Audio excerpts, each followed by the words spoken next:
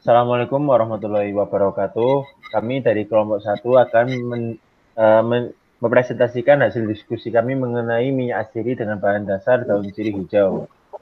Next.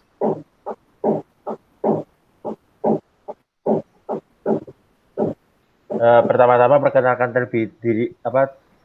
terlebih dahulu. Nama saya Nuah Lutfi, NPM 1803101024. Untuk pendahuluan, Indonesia dikenal dengan keanekaragaman floranya yang berkhasiat dan berpotensi untuk dikembangkan sebagai tanaman obat.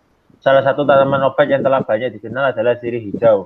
Tanaman sirih hijau dikenal luas oleh masyarakat Indonesia untuk direbus daunnya dan dimanfaatkan dalam berbagai ramuan obat tradisional, antara lain dipergunakan untuk berkumur dan antiseptik pada luka. Klasifikasi tanaman sirih hijau.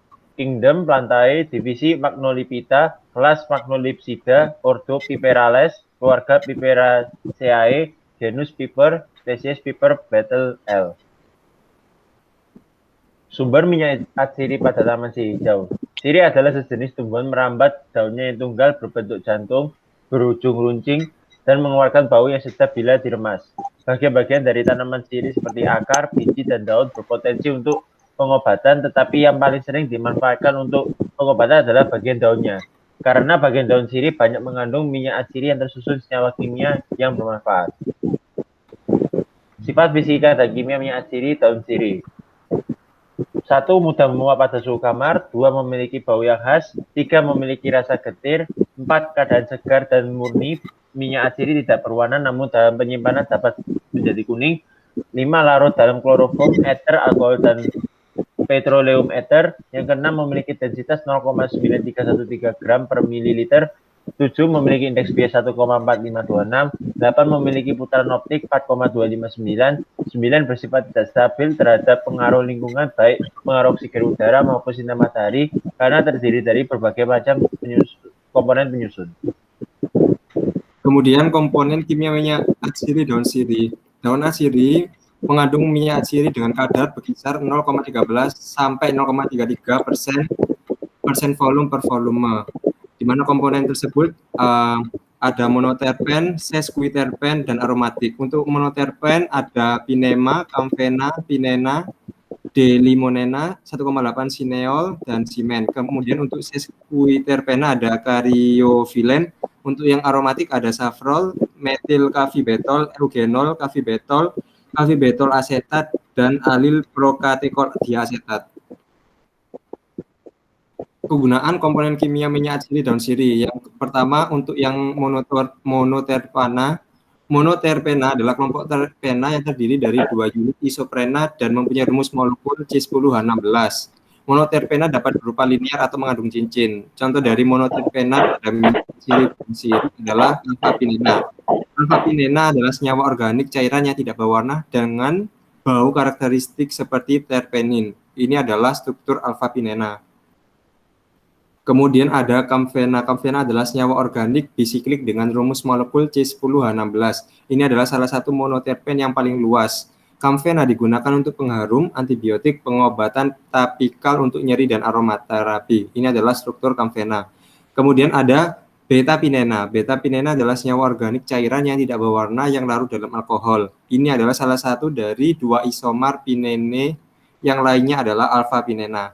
Ini adalah struktur beta-pinena. Kemudian ada D-limonena, adalah hidrokarbon alifatik cair yang jernih, tidak berwarna, dan mempunyai bau yang khas. D-limonena diklasifikasikan sebagai monoterpena siklik. Ini adalah struktur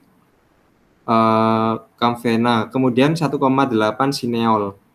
1,8 sineol merupakan ether siklik yang termasuk ke dalam komponen hidrokarbon teroksigenasi monoterpen. Ini adalah struktur beta-pinena.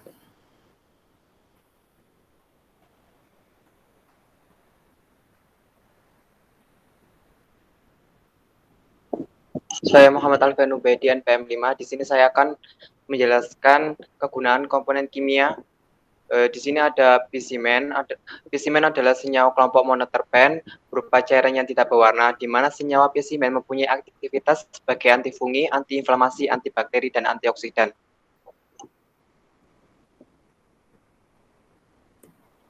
Kemudian ada komponen sesquiterpen. Sesquiterpena adalah kelompok terpena yang terdiri dari 3 unit isoprena dan mempunyai rumus molekul C15H24. Nah, contoh sesquiterpena itu ada karyofilen.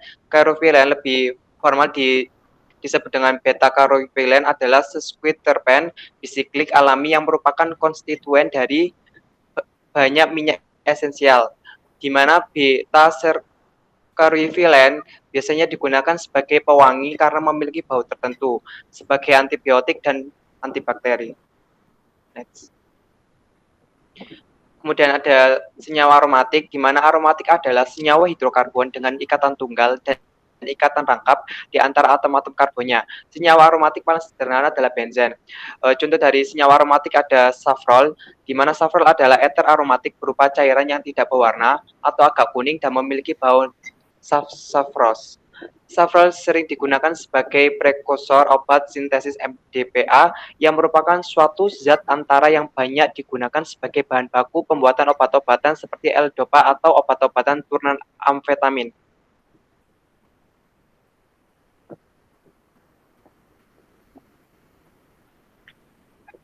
Eugenol adalah senyawa yang mengandung beberapa gugus fungsional yaitu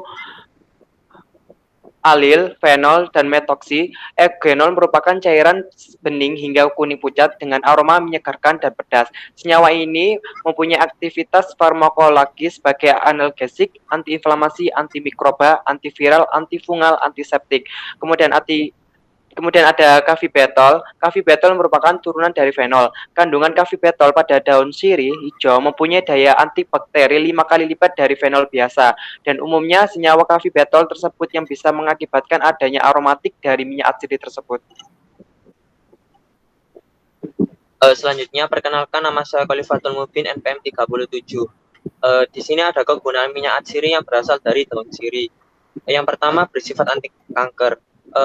Merupakan sumber antioksidan yang sangat baik yang menetralkan radikal bebas dan menghambat pertumbuhan sel kanker sekaligus penyebarannya. Yang kedua ada mempercepat penyembuhan luka. Minyak tersebut merangsang produksi kolagen untuk meregenerasi jaringan kulit. Selanjutnya sebagai antiseptik, merupakan antiseptik alami yang luar biasa. Kandungan minyak sirih yang kaya akan polifenol terutama kafikol menawarkan perlindungan ganda dari kuman. Lalu ada meredakan asma. Antihistamin minyak sirih dapat menurunkan kasus asma bronkial. Selain itu, minyak sirih dan polifenol yang ada dalam daun sirih memiliki sifat antiinflamasi yang membantu meredakan asma. Selanjutnya, mengurangi asam lambung. Fitokimia dan polifenol yang ada dalam minyak sirih memiliki sifat antioksidan dan antiulcerogenik yang melindungi lapisan dalam usus terhadap racun dan iritasi. Lalu meredakan sembelit, membantu meredakan sembelit karena minyak sirih mengandung antioksidan yang membantu membersihkan radikal bebas dari tubuh yang kemudian mengembalikan tingkat pH normal di perut.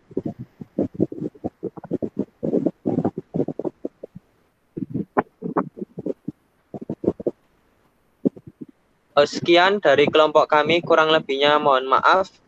Terima kasih. Wassalamualaikum warahmatullahi wabarakatuh.